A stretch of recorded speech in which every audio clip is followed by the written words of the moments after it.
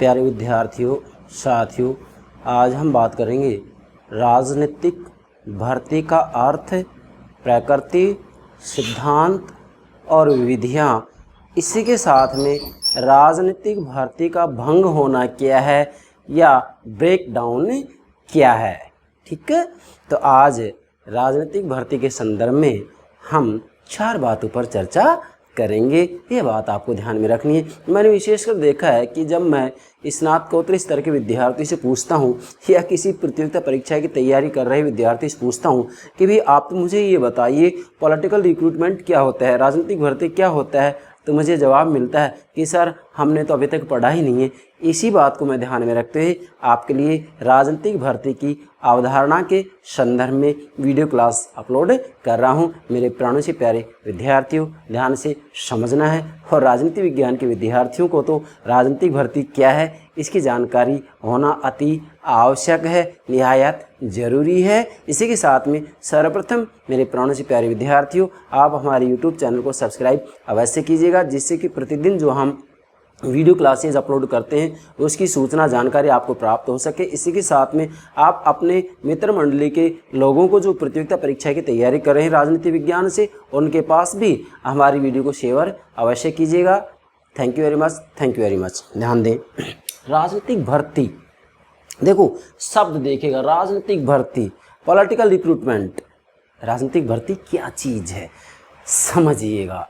आप राजनीति विज्ञान के विद्यार्थी हैं, इसलिए इसकी जानकारी बेहद ज़रूरी है।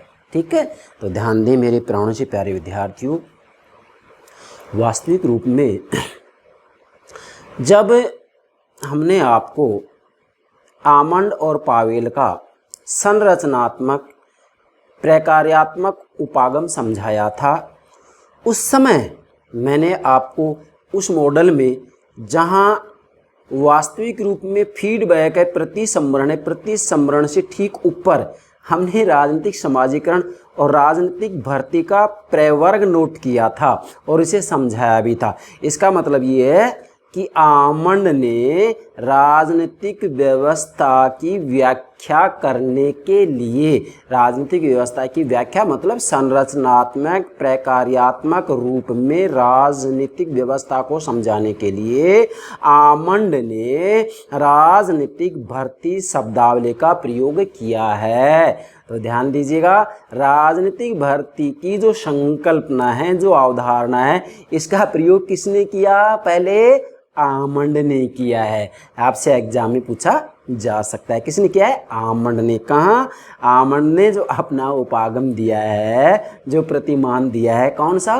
संरचनात्मक प्रकार्यात्मक उपागम। इसके अंतर्गत इन्होंने राजनीतिक समाजीकरण और राजनीतिक भर्ती शब्दावली का प्रवर्ग का संकल्पना का प्रयोग किया था, जिससे कि वास्तविक रूप में राजनीतिक व्यवस्थाओं को ठीक से समझा जा सके।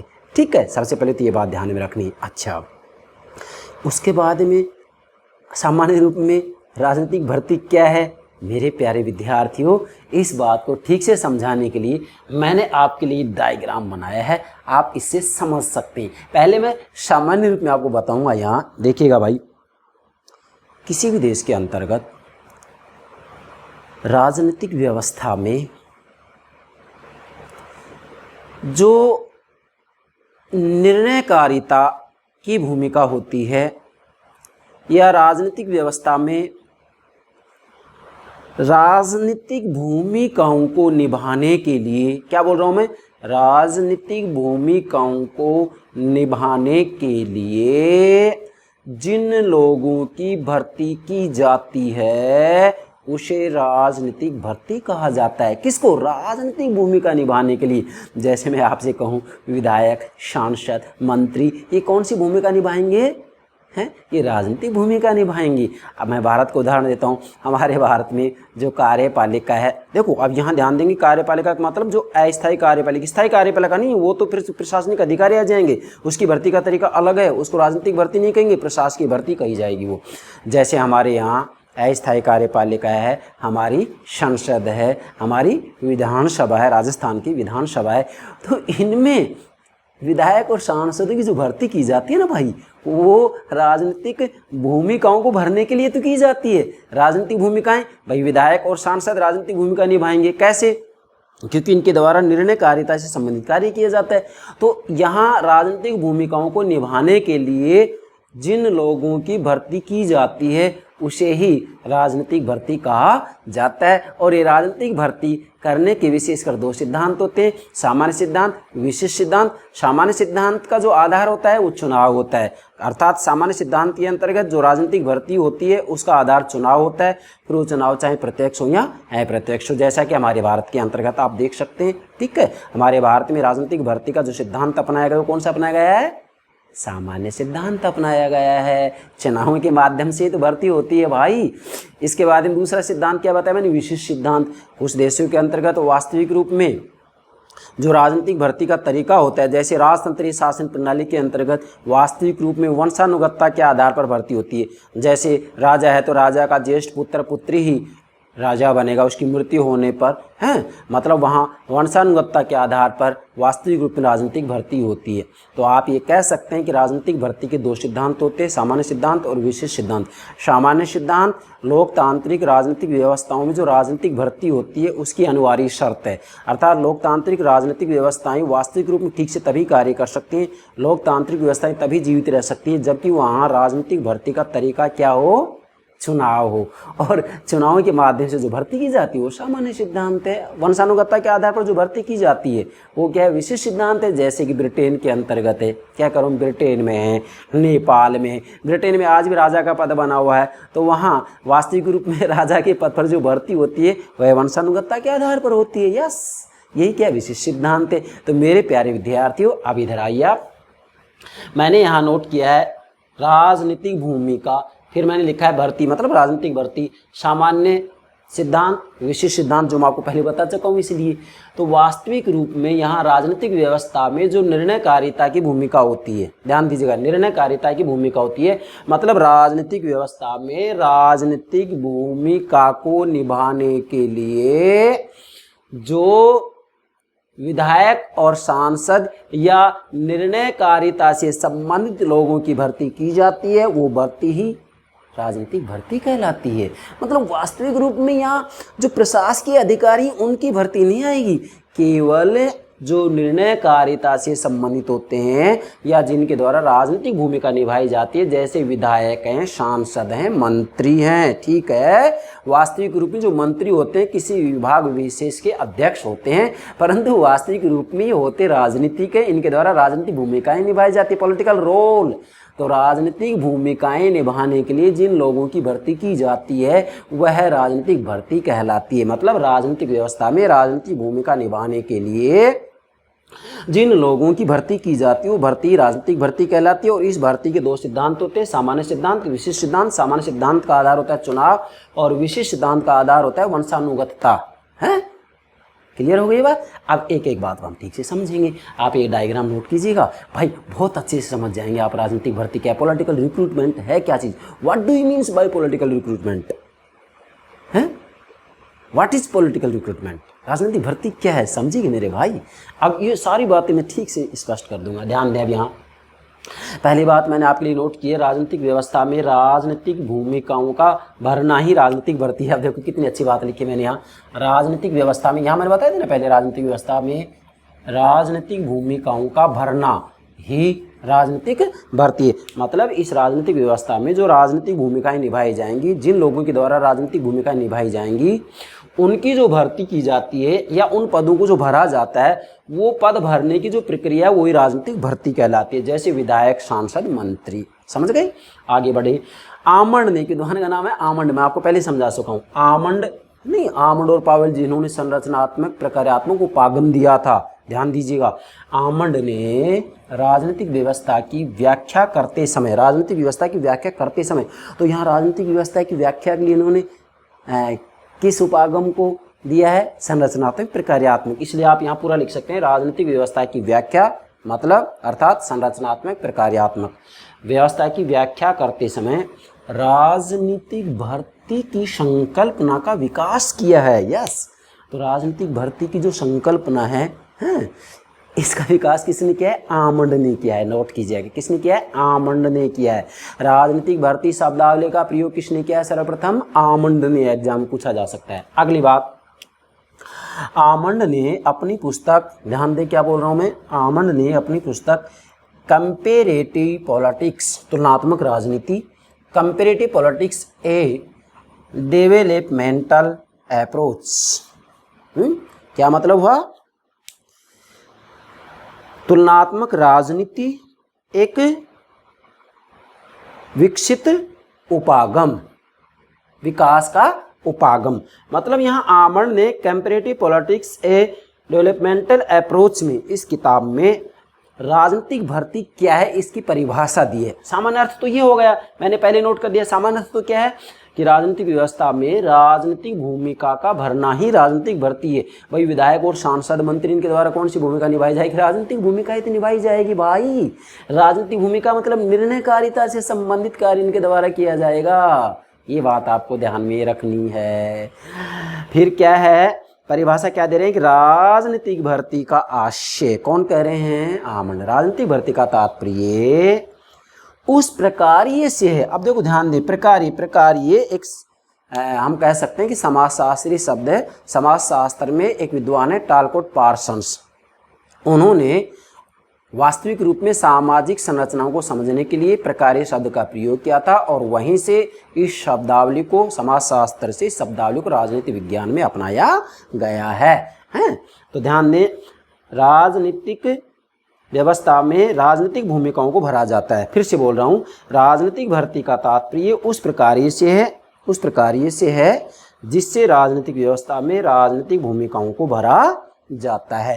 राजनीतिक भूमिकाएं कौन निभाते हैं? विधायक और सांसद। फिर से बोल रहा हूं मैं, आमंड और पावेल इसकी परिभाषा क्या दे रहे हैं? राजनीतिक भर्ती का तात्पर्य उस प्रकार्य से है, आप इसको संकुचित रूप में कार्य कह सकते हैं, उस प्रकार। भाई आमंड और पावेल संरचनात्मक प्रकारात्मक उपागम, जिसका मतलब ये है कि एक संरचना के द्वारा क्या क्या कार्य प्रकार्य किए जाते हैं। तो यहाँ मूल बात ये यार, राजनीतिक भर्ती का तात्पर्य उस प्रकार्य से, उस कार्य से है, कार्य शब्द संकुचित हो जाएगा, उस प्रकार्य से जिससे राजनीतिक व्यवस्था में राजनीतिक भूमिकाओं को भरा जाता है। मतलब मूल बात यही है कि यहाँ राजनीतिक व्यवस्था में राजनीतिक भूमिकाओं को भरा जाता है।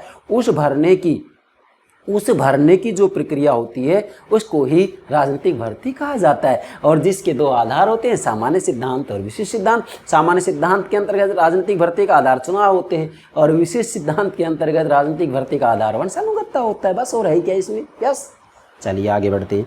अब इसमें पहला जो पार्ट है वो तो है राजनीतिक भर्ती का अर्थ और परिभाषा, दोनों बातें होगी। ये सामान्य अर्थ होगा, ये इसकी परिभाषा होगी। दूसरा जो पार्ट है वो क्या है? राजनीतिक भर्ती की प्रकृति क्या है। अब समझें इसको, राजनीतिक भर्ती की प्रकृति। इसमें मूल बात एक ही आएगी मेरे भाई कि राजनीतिक भर्ती का जो अर्थ लिया गया है वह सीमित अर्थ में लिया गया है। मतलब इसे एक सीमित संकल्पना माना गया है। राजनीतिक भर्ती में केवल राजनीतिक व्यवस्था में जो राजनीतिक भूमिकाएं निभाते हैं उन लोगों को भरने की प्रक्रिया ही राजनीतिक भर्ती कहलाती है। बाकी प्रशासकीय अधिकारी की जो भर्ती होती है उसको राजनीतिक भर्ती में नहीं लिया जाएगा। ये इसकी प्रकृति है, बस। और क्या है इसमें? मैंने नोट कर दिया, यहाँ आप नोट कीजिएगा।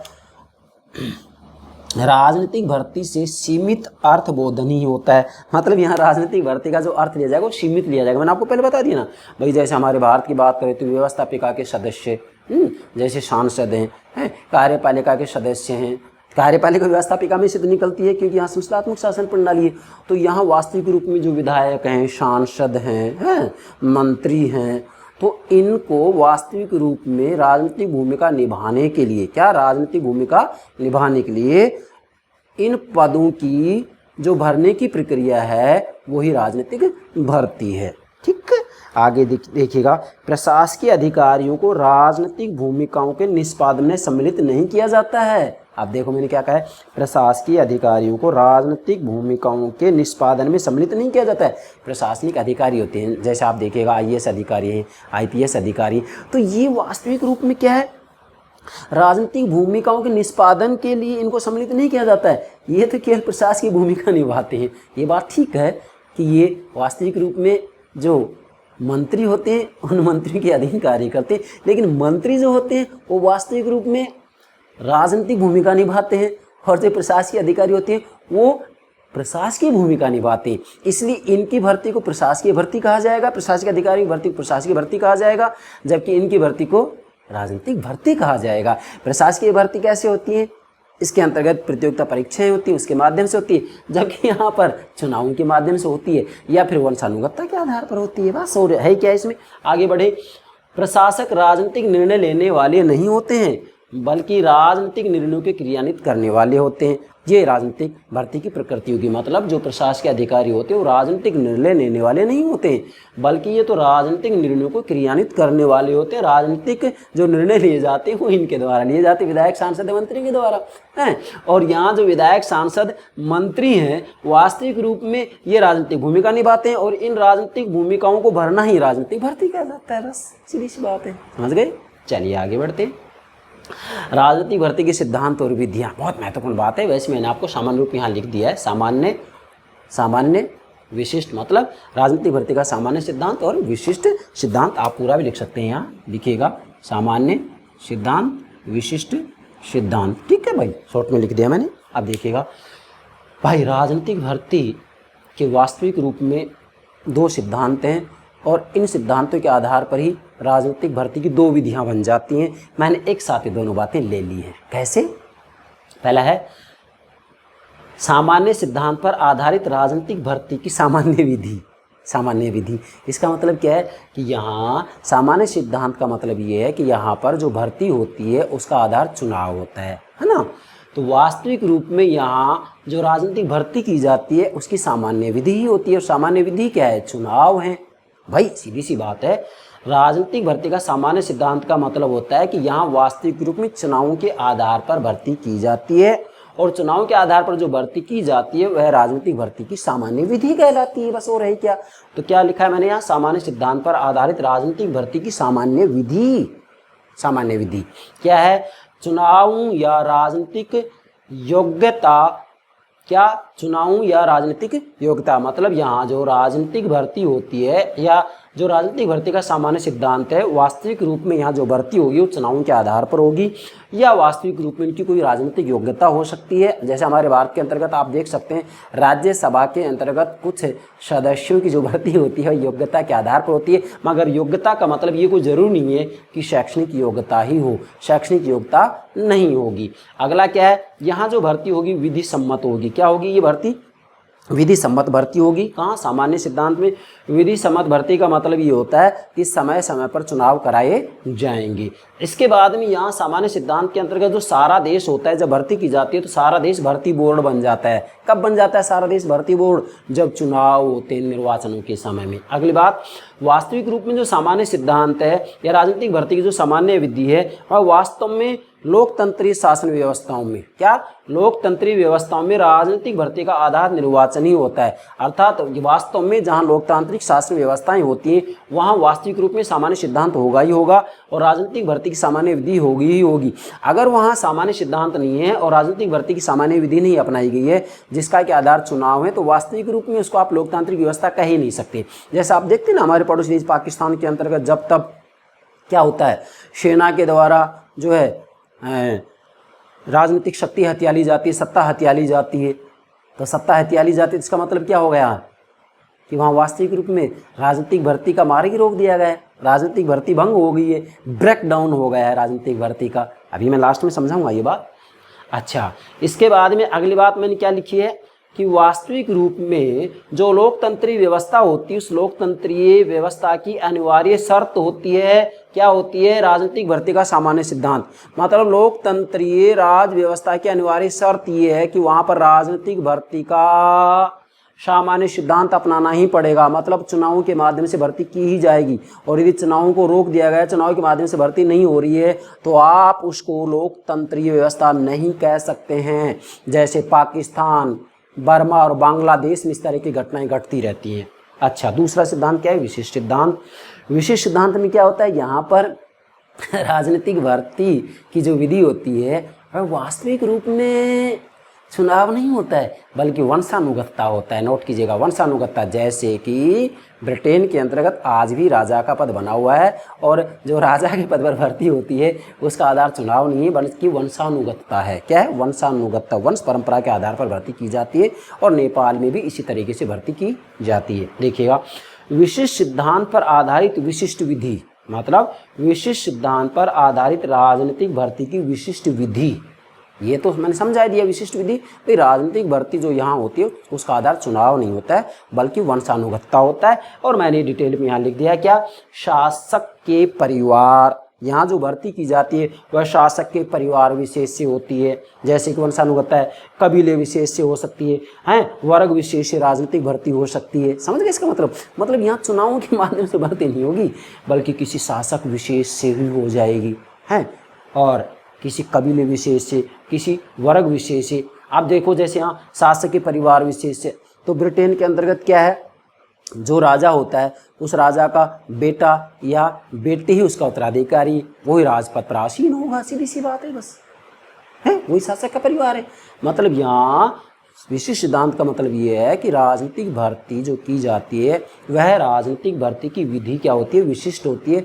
विशिष्ट विधि का मतलब ये होता है कि यहाँ चुनाव नहीं होते हैं बल्कि वंशानुगतता के आधार पर भर्ती की जाती है। जैसे ब्रिटेन में राजा का पद, नेपाल में भी राजा का पद। ये जो भर्ती की जाती है चुनावों से नहीं की जाती है बल्कि वंश परंपरा के आधार पर होती है। क्या? वंश परंपरा के आधार पर होती है। अगली बात मैंने यहाँ लिखा, जैसे राजतंत्र, मतलब राजतंत्रीय व्यवस्थाओं के अंतर्गत वास्तविक रूप में राजनीतिक भर्ती का विशिष्ट सिद्धांत होता है और उसी के आधार पर वहाँ राजनीतिक भर्ती की विशिष्ट विधि को अपनाया जाता है। बस आप तो इतना ध्यान रखेंगे कि वहाँ राजनीतिक भर्ती जो होती है ना भाई, वो वंशानुगतता के आधार पर होती है, वंश परंपरा के आधार पर होती है। समझ गए?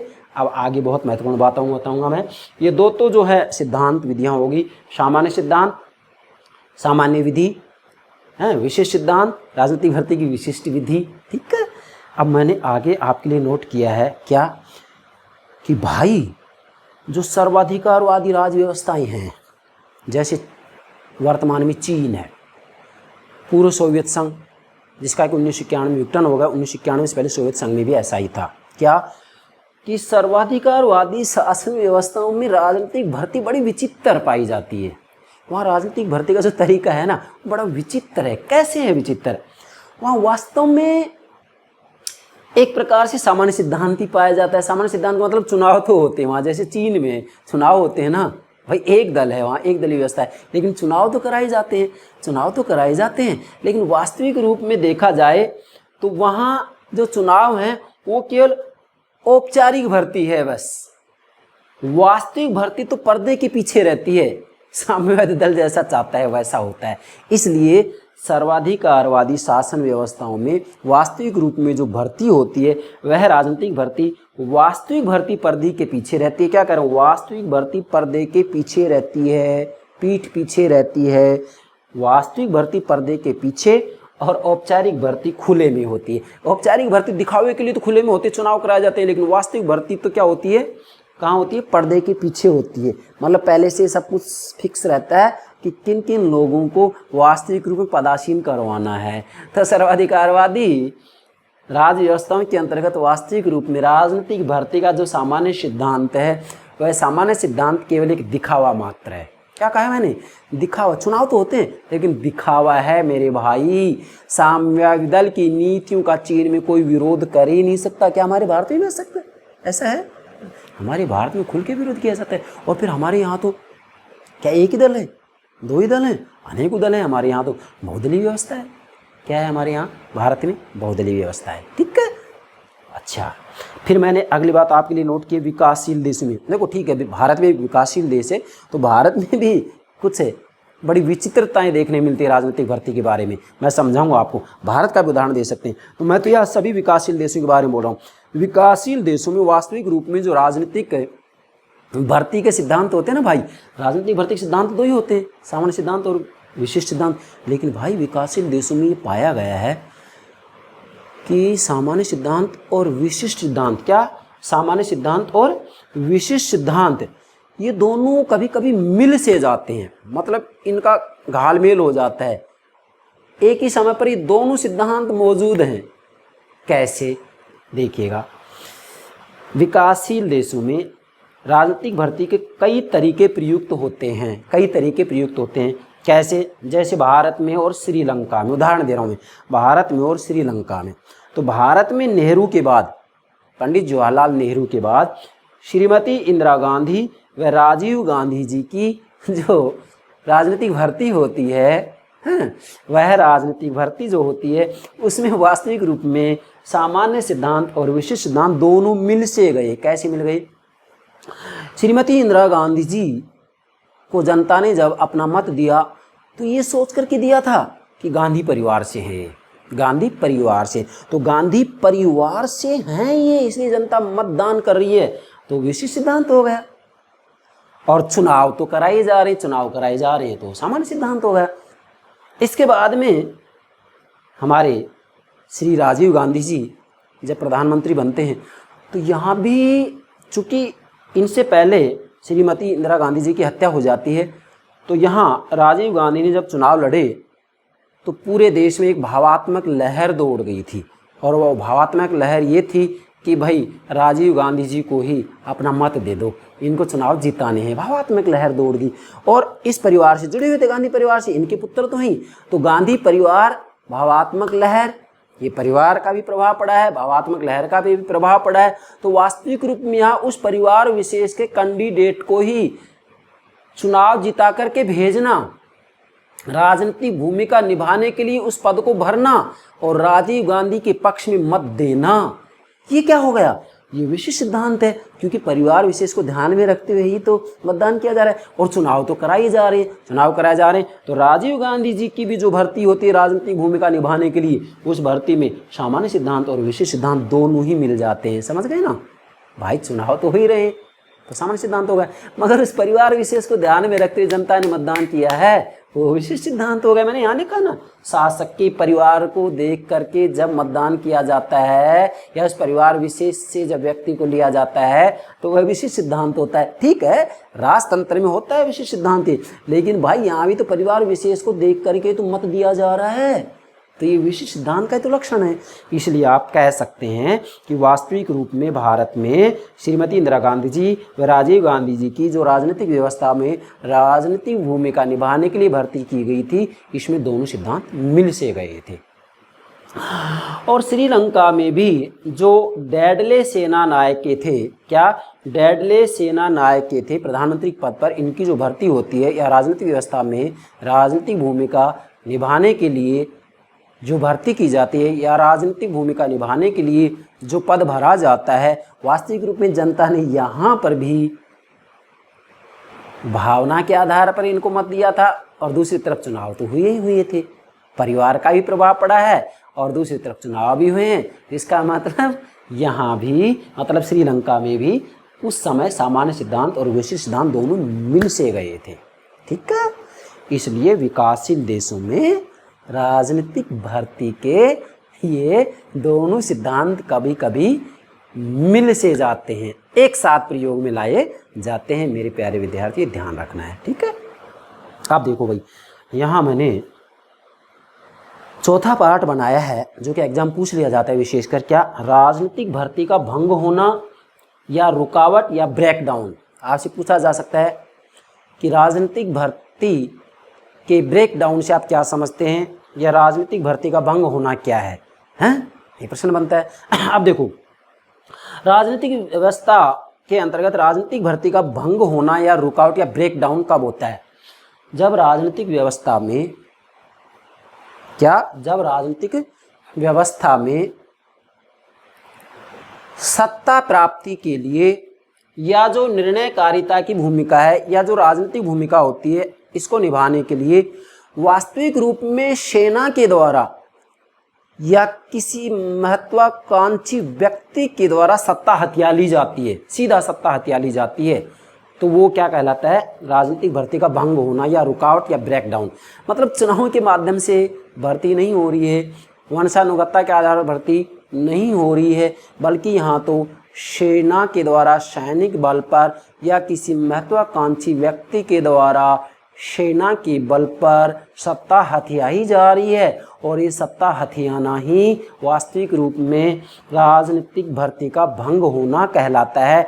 जैसे कि आप देख सकते हैं पाकिस्तान, बांग्लादेश और बर्मा के अंतर्गत इस तरह की घटनाएं देखने में मिलती हैं। वहाँ समय समय पर वास्तविक रूप में सेना के द्वारा सैनिक शक्ति के आधार पर सत्ता को हथियाया जाता है और ये सत्ता को हथियाना ही वास्तविक रूप में राजनीतिक भर्ती का भंग होना या रुकावट या ब्रेकडाउन कहलाता है। क्यों?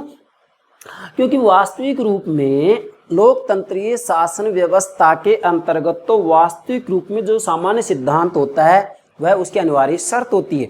मतलब राजनीतिक भर्ती की अनिवार्य शर्त ही यही है, लोकतंत्रीय व्यवस्था की अनिवार्य शर्त ही यही है कि वहाँ पर सामान्य सिद्धांत को अपनाया जाना चाहिए। सामान्य सिद्धांत का मतलब ये होता है कि जो राजनीतिक भर्ती की जाती है उस राजनीतिक भर्ती के लिए चुनाव होने ही चाहिए। मगर यहाँ जब राजनीतिक भर्ती भंग होती है तो सेना के द्वारा या किसी महत्वाकांक्षी व्यक्ति के द्वारा चुनाव नहीं कराए जाते, बल्कि सैनिक बल के आधार पर सत्ता हथिया ली जाती है, जैसे कि पाकिस्तान, बांग्लादेश और बर्मा के अंतर्गत होता है। मैंने यहाँ लिखा है सामान्य सिद्धांत अनिवार्य शर्त है। किसकी? किसकी है? राजनीतिक भर्ती की, लोकतंत्रीय व्यवस्था की। मतलब जहाँ लोकतंत्र होगा वहाँ राजनीतिक भर्ती का सामान्य सिद्धांत होगा ही होगा। यदि लोकतंत्र है और वहाँ राजनीतिक भर्ती का सामान्य सिद्धांत नहीं है तो उसको आप लोकतंत्रीय व्यवस्था नहीं कह सकते हैं। जैसे कि पाकिस्तान, बांग्लादेश और बर्मा के अंतर्गत इस तरह की घटनाएं होती हैं तो उसे लोकतांत्रिक राजनीतिक व्यवस्था नहीं कहा जा सकता है और वास्तविक रूप में सत्ता हथियाई जा रही है। इस सत्ता हथियाने को राजनीतिक भर्ती का भंग होना या रुकावट या ब्रेकडाउन कहा जाता है। ये हो गया आपका राजनीतिक भर्ती के संदर्भ में सारी बातें। प्राणों से प्यारे विद्यार्थियों, आप पॉलिटिकल रिक्रूटमेंट के बारे में किसी भी रूप में प्रश्न पूछा जाए, मेरे प्राणों से प्यारे विद्यार्थी आप गलती नहीं कर सकते हैं। Thank you very much. Thank you very much.